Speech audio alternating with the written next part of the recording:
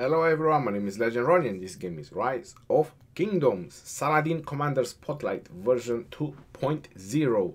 It has been a while since this has been requested, so obviously we're gonna do his Commander Spotlight version 2.0 because it has been time. New commanders have been released, so obviously there's a lot to talk about Saladin.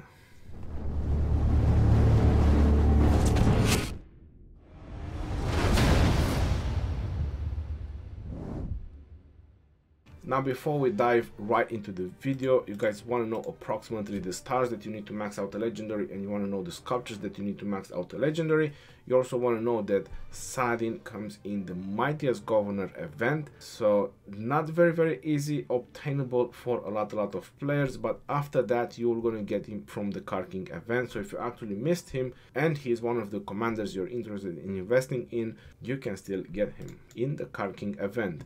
Genghis Khan, you get him from the Wheel event. He also drops in the Car King event later on. Pretty much all the commanders that you missed to actually summon, because you probably want to work on them, you will get them later on in the Car King event.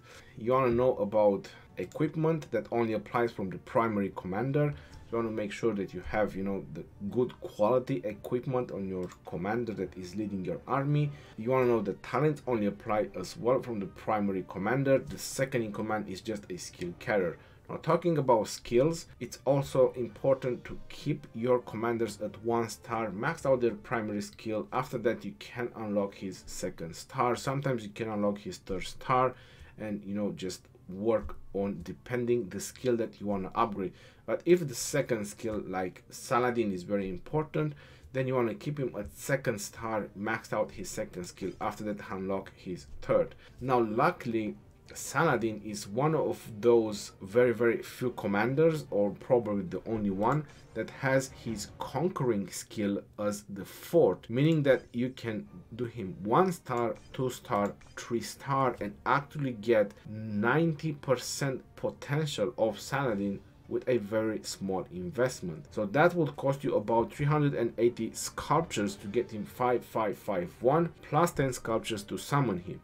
So that's a really very good minimum investment to actually get like 90% potential of one commander. The other 10% is this extra direct damage factor, which is 300 when you obtain his expertise, and this is city specific.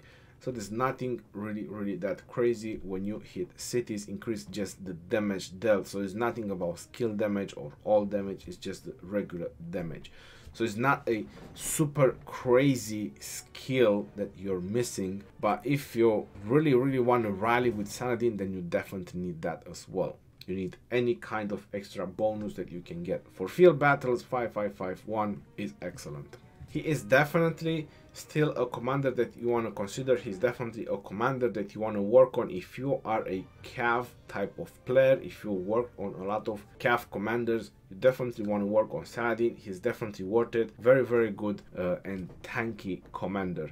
So let's dive into his talents and let's see what he can do. So going with the first talent build, this is pretty much the field battle type of talent build that I have on him. Again, probably another question that I'm getting, why I'm not using Undying Fury on him. Well, pretty much because I'm kind of a fan of mobility, I'm kind of a fan of march speed, so that's the reason why pretty much noticing that I'm going on all the march speed on my talent builds. If that is not your thing, then you can definitely go for Undying Fury if that's something you want, or if you don't like march speed, you can definitely skip the march speed and you can definitely go for emergency protection. So you can definitely drop a bunch of talents from conquering that you actually don't need, and you can go for emergency protection, and you can go for Undying Fury, and happy days for everyone. If you're not happy with march speed, you can go with more tankiness and more rage if that's something that you're interested in. You can drop the conquering part, you can get Undying Fury, and you can get emergency protection, so you can definitely be protected way better. And if you plan to use Saladin as a garrison against Attila, because I do have videos about that, and I'm definitely going to post cards where Saladin and Takeda can actually do and tank very well against Attila and Takeda. So this is a specifically designed and specifically done talent build just to tank against Attila and Takeda. So noticing that you have no skill damage reduction, so anything that hits you with skill will be very devastating. You do have 30% from Saladin himself, from his skills, but from the talents you have no extra skill damage reduction. So this is Saladin and Takeda specific build just to tank against Attila and Takeda. Going back on the other build, probably you're wondering, what if you're going to rally city? Will you actually gonna change the build? No, if you want to rally city, I will still go with the Cav and the support tree, because there's way too much potential and way too many benefits that you get from those trees, rather than going and just getting entrench or something else from the conquering. Is definitely not gonna worth it. Also, if you want to rally city, I recommend using Saladin as a second in command. So Genghis should be primary and Saladin should be second, and at that point the talent tree will make no difference from Saladin. Now a lot of marches and a lot of pairs can be done with Saladin, and you're probably noticing that he's being used a lot even in Garrison, field battles, rally. Very good and very well done commander with the Cavs, well balanced overall. I'm really happy with the performance of Saladin, even as primary or as secondary, so I don't regret not a bit investing in him, considering that I'm also Cav focused. I'm only investing and my sole focus is always on Cav commanders. This is something that I also advise everyone to. You need to choose a specialization. You want to go on infantry, you want to go on Cavs, or you want to go on archers. A little bit less archers because it's kind of not working so much or so well on the field battles. Infantry and Cavs is dominating, but you want to choose a specialization, because how many sculptures can you actually generate to start investing in all commanders? Then it comes the equipment, how much you can invest on equipment to put on all commanders, and so on. There's a couple of things that you want to think about, you know, all together.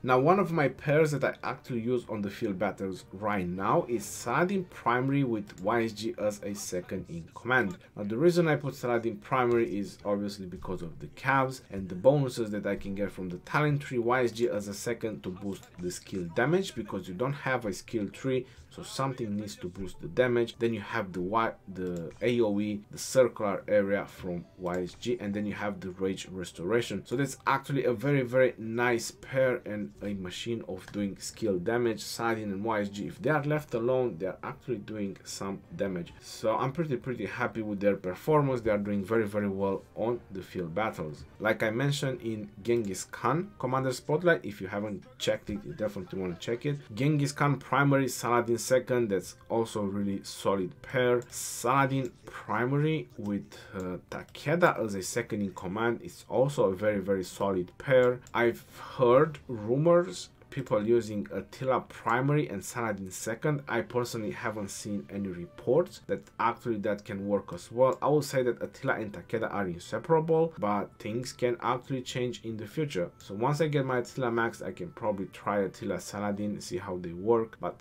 I still that Attila and Takeda, they are made to be together. Genghis and Saladin as well. And other pairs you could do with Saladin is obviously you can use him with Minamoto. You can use Saladin and Double C, that can also work. Interesting pairs that you can do with your Saladin is with Joan of Arc, but bear in mind that Joan of Arc only buffs your marchers, so it doesn't buff the entire alliance that is over there. It's only buff your marchers. So that's something I've also done and try to just buff my marches as much as I can. Rage restoration, no, and stats. Saladin and Joan definitely works. Saladin and Ethelflaed, that's also something I used. Is okay, nothing that crazy. I didn't see anything crazy about it, but it worked, so it was going okay. Obviously Minamoto and Saladin, they also work really good. Saladin and Frederick, they are okay, again nothing that crazy. So plenty of options and possibilities you can do with Saladin. Saladin and Mehmed, Saladin and Barca, pretty universal as much as you can see. This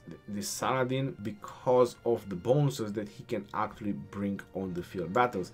If you actually want to see more of Saladin in action, you can definitely want to check some of the war videos that I've done, either using him on the field battles, using him on the Osiris League or Ark of Osiris. You can actually see how good it is, and he's definitely worth an investment. He's definitely worth your time. A commander to consider. Even if I would be a infantry based player, I would still work on Saladin. So I would either do, if I would be an infantry based player, probably I would have Saladin and Takeda or Attila and Takeda. But personally, I would pretty much go with 5 infantry. So, you know, it's ups and downs if you just want to have that one march as a possibility of, you know, just switching between your other marchers, so you can pretty much have 4 solid infantry, because right now on the infantry side there is 3 commanders with defense talentry and there is 1 with support, so meaning that you can have really 4 super strong infantry marchers. So if you want to actually do that, then it leaves room for 1 more march, so you can definitely do either Attila and Takeda or Saladin and Takeda to have another super tanky march, so you can do like 5 super tanky marches. But like I said, personally I would rather do 5 infantry marches if I'm infantry,